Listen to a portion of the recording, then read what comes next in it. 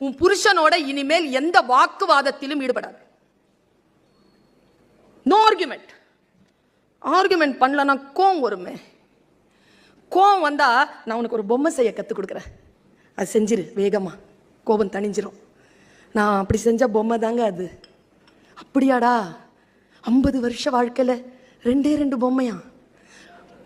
இதே மாதிரி அவன் அந்த ஆளும் கைத்தட்டி சிரிச்சான்.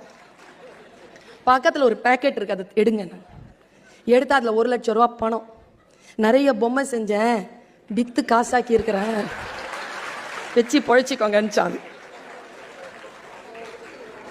நிறைய பேருக்கு வண்டி எப்படி ஓடிட்டு இருக்குன்னா, ஒருத்தங்க அமைதியா இருக்கிறதுனால தான் ஓடிட்டு இருக்கு. ஒருத்தங்க அமைதியா இருக்கணும். நீங்க நினைச்சு பாருங்களேன், தன்னை தான் பார்க்க வராருன்னு சொல்லிட்டு சந்தோஷமா ட்ரெயின்ல உட்கார்ந்து இருக்கிற ஒரு பொண்ணு கிட்ட, ஐயா உன்னெல்லாம் பார்க்க வரல, நான் பாட்டுக்கு வேற வழி இல்லாம வந்தேன்னு சொல்ற புருஷனை ஒரு பொண்ணு என்னென்ன செய்வா?